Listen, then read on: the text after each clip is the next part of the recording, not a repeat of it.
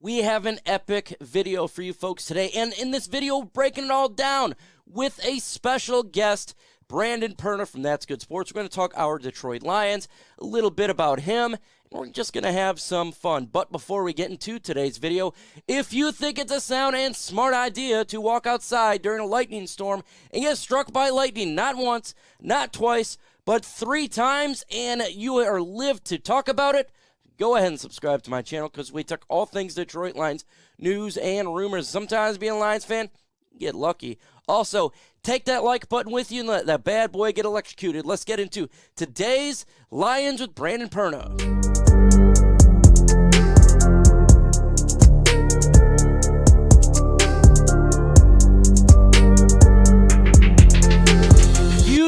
Huge shout out to you, Brandon, for coming on here, talking some Detroit Lions, man. One of the best YouTubers in all of the world, so I appreciate it, man. That is news to me, but thank you for having me. Excited to talk about the Detroit Lions, a team that I really hope get into the playoffs. This is a fun football team. I've had fun watching the Lions this season, and I grew up a Broncos fan, but as a kid, there were a couple other teams I rooted for. The Bills, because I loved Thurman Thomas, and the Lions, because I loved Barry Sanders. So Detroit always has had a soft spot in my rooting interests. So happy for you guys in this like crazy season you've gone through. Freaking weird season, man. We're biting kneecaps. We're having some ups. We're having some downs. A lot of ups as of lately. It's been fantastic. You know, we got a guy who's he's just a hell of a coach. He's the dude. Yeah, changing the culture here in Detroit for the first time since ever. No, Dan Campbell's the man, and I think you guys have found your guy. And it's just like the Lions with like this high-powered offense. It's just fun. It's a fun team. Yeah, absolutely. Absolutely fun. Where can my subscribers find you at? My YouTube channel's That's Good Sports, so you can check it there. I'm on Twitter at Brandon Perna if you like to give me your ridiculous football takes. This channel, so you just go ahead on here. You can find it there on YouTube.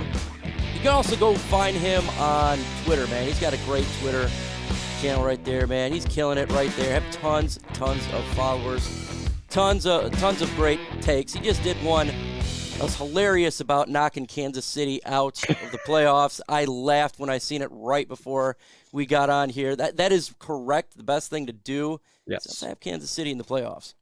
Yeah, let's just get rid of the Chiefs and give the Bills and the Bengals the #1 seeds. Seems pretty fair to me. Absolutely, man. Got to ask you about your Denver Broncos. What the hell is going on with these guys? This is I mean, they get Russell Wilson, thinking they're going to do great. It kind of just falls off a cliff a little bit. Yeah, it was a bad season. I'm a little bit thankful that it was this bad because I think had they been playing well, the biggest problem with this team has been their injury situation. I believe they are, or at least were, a week or two ago, the most injured team in the league. And I feel like if they were playing competitively, we would have just had our hearts broken. Like right now, this week, we would have had a chance to get in the playoffs and our team would be too injured to actually do it. So injuries are a big thing, and that kind of gets overlooked in the piling on of Russell Wilson, in the blaming of Nathaniel Hackett. And don't get me wrong, Russ has not been great. Head coach was not, I guess, the right decision. But when you're missing as many key guys as they have been, disaster. Offensive line, a real issue because of injuries. Like they've been playing third string guys and starting roles and mixing and matching. And it's just every time something could go right for the team, it just did not. On top of all of that, they've been unlucky. And I'm sure Lions fans know nothing about that. Nothing. They don't know anything about bad luck or poor play from your team. But yeah, it was a weird season. The expectations were so high. A lot of Lions fans probably like you and your fans right now, throughout history, drunk all the time, watching the games, just wanting to shoot yourself in the face a little bit with everything going wrong. That's just what happens, and it feels like that's what happened for Denver this year. Hopefully they get it better next year. Hopefully they do. Lions fans are probably like, shut up until you've done this for like 20 years in a row, bruh. Just shut up for a second. Enjoy your victories for one damn time, please. Absolutely. I'm sure they'll say that for sure. You made an epic video. It's called Mr. Underappreciated. Talk about the Goff fence. You were one of the very first people, in all honesty, before the big media talking about the Detroit Lions. We're always getting poo-pooed on there. Then you make a video talking about the Goff fence, showing some love to Jared Goff and what he has done this year. What made you decide to make that video and talk about the Lions in a good light? The eye test. They just were passing the eye test. I do a show 3 days a week with Tom Grossi. And so, he's a Packers fan. So I kind of pay a little bit closer attention to the NFC North because of that. Sometimes to taunt him about maybe what the Packers did or did not do. Had Amon-Ra St. Brown on a lot of fantasy teams as well. DeAndre Swift and Jamal Williams. So playing like some of those guys in fantasy, I paid probably closer attention to the Lions this season. And even last year, like following them when I forget the guy who made the Lions won a game song, like when they finally won a game, and then they put together a little run at the end of the season. So I was like, let's see if this carries over.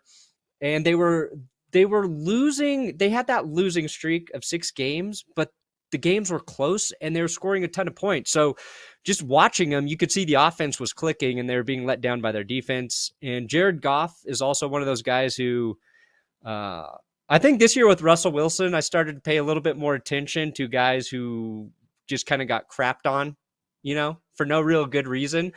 And Goff's been one of those quarterbacks who's the narrative's always been like he's only good because of Sean McVay.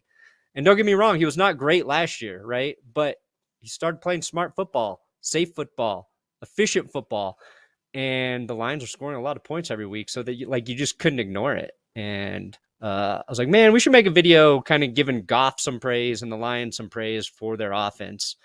And then they kept winning, and now they're just a game away. It's pretty cool. Game away, and big game on Sunday. Sunday Night Football for our Detroit Lions is probably the biggest game that I can remember in a long time. We don't have big games. Generally, we're fighting for the number 1 pick or the number 2 pick. But here we actually have a chance to make the playoffs with the Green Bay Packers. When you look at this game, what do you think is actually going to be the outcome? Do you think the Lions have a chance to win on the road against Green Bay? Do you think that they're going to put up points, or do you think they're just going to lay that egg? No, I don't think this team's going to lay an egg. I think, one, they got that out of their system when they played the Patriots this year. That was their egg, right? 2, even if the Seahawks win, Dan Campbell is not going to allow this team to not come into this game competitive and fired up.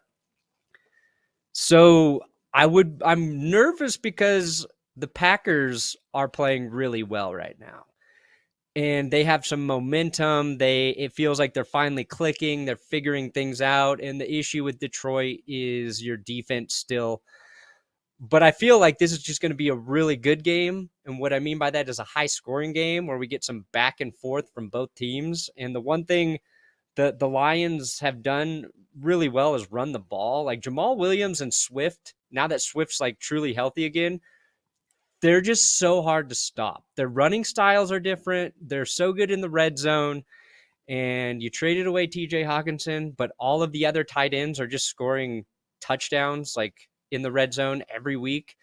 So, and the Lions have been one of the most efficient red zone teams all season long. So I think it's going to be a close game. I think it's it's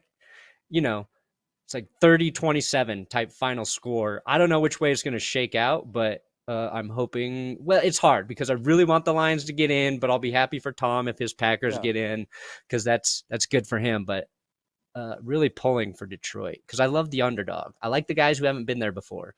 That's We why I said, definitely like, need to let's get just get the before. Chiefs out of the playoffs. They've been in Yeah, there too much lately. Don't need them. absolutely. Just cut them out. I think that's the most fairest situation for the NFL for sure. Is just let them sit back and watch for a change. And The so I haven't even mentioned like James Houston and his crazy stat line. It's just like half. He's got like 13 tackles and not how many sacks does he have? It's just like a bizarre stat line. He just comes in for a few plays, gets some sacks, and they're using him more. There's just so many fun storylines with the Lions and their players. Yeah, that was a great 6th-round pick. We get Yeah. this guy. He's only been Yep. six games, and he's got 8. He got 8 sacks up there with Aiden Yeah. Hutchinson, everybody else. The guy's just getting it done. He's balling out for the Detroit Lions. So, yeah, it's been weird. It's been one of those seasons. And then, obviously, everything going on with the defense with Jeff Okudah in and out. So, it's been fun to watch.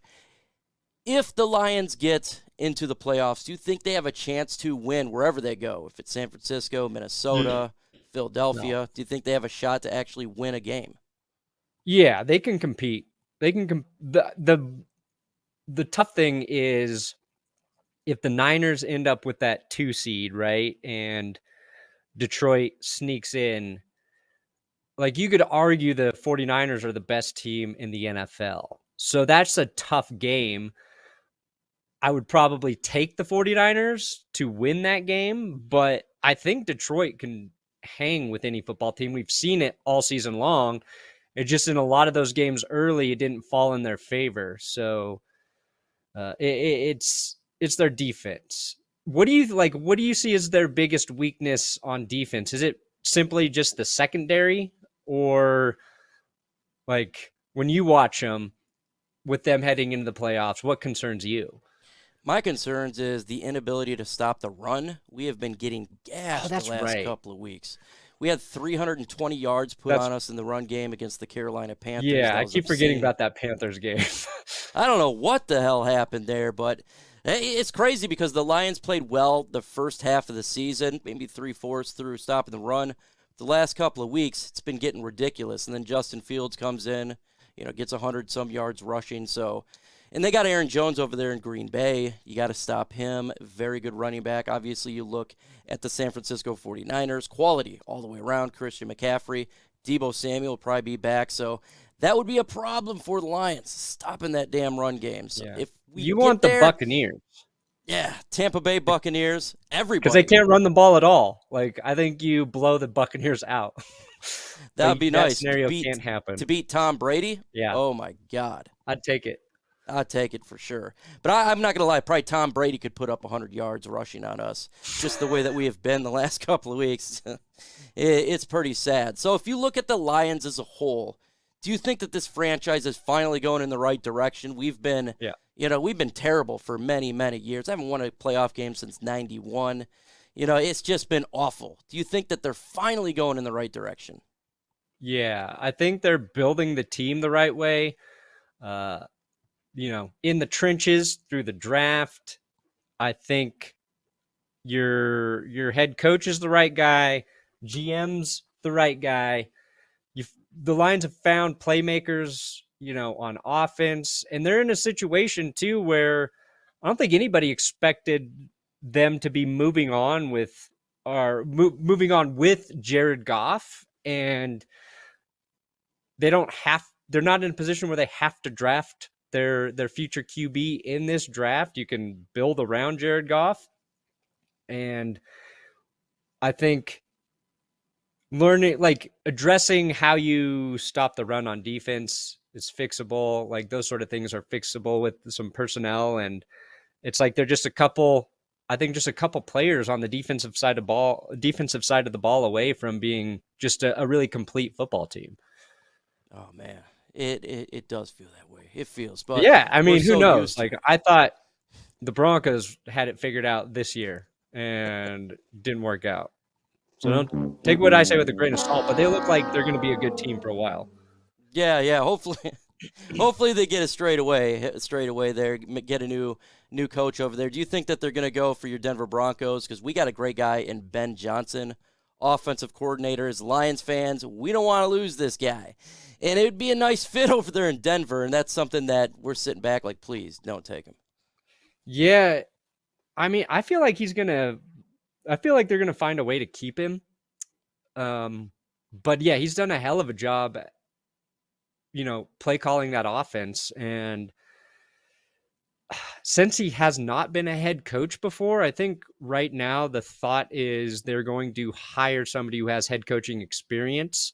So I'm not sure that's really the option. I would like it, but also when you're a good offensive coordinator, you have to look at all the playmakers, and the Lions offense just has more playmakers. Their offensive line's really good. You can run the ball effectively, and I think that makes play calling a much more feasible thing to do. And Denver doesn't really, we don't know if we have that. We thought we did, but our running back, Javonte Williams, injured. Lose one of our receivers, receiver number 2, Tim Patrick. Judy and Cortland Sutton injured on and off through the season. Offensive line decimated. So I have no clue how good any of those guys are anymore. But yeah, he's going to be a hot name. But it feels like there's like this loyalty of sticking around with Dan Campbell and being as bad as they have been and were last year, and kind of rising from the ashes. Like, maybe they've got some guys who are going to stick around and ride that out, as opposed to like just taking the first head coaching gig that comes, because we've seen how fickle that job is. Like, coaches like Hackett they fired him before the season even ended. Yeah. It's not like going and being a head coach for a team that is not good. It's not a great gig. So I would like to see some of the hot coordinators stay. And the Broncos have the same issue with Ejiro Evero. Like, he's done a tremendous job with the Broncos defense, but we're worried he's going to be gone because he's going to get so much head coaching consideration. For sure. Final question, I'll let you go because I know you're a busy guy here. What did you think of that play when Jared Goff threw it to Penei Sewell, our number 1 wide receiver? I mean, that was the most hilarious shit I've ever seen. For the first down? Yeah. Right? Yeah. I mean, everything about that was great. And then when we learned after that Dan Campbell wasn't really paying attention to the play call, and then was shocked when it was going to Sewell, and then was just like, well, we converted. So, what are we going to do? Love it. Yeah, love man. That's our coach, man. He's all about it, man. He's great. He's great. But I appreciate you getting on. Again, make sure you guys check Brandon Perna out. If you're Lions fans, he does great content. You can find him again on Twitter. Here's his information there. He's killing it. He's just doing, this guy's one of the best in the world. How can you not love him? Go ahead, give him a follow right there, and his YouTube channel, where he's got, I was trying to get to 400,000 subscribers. Insane. You get his merch, great merch. I love his old TV. Everything that he does over there is out effing standing. Check him out, guys.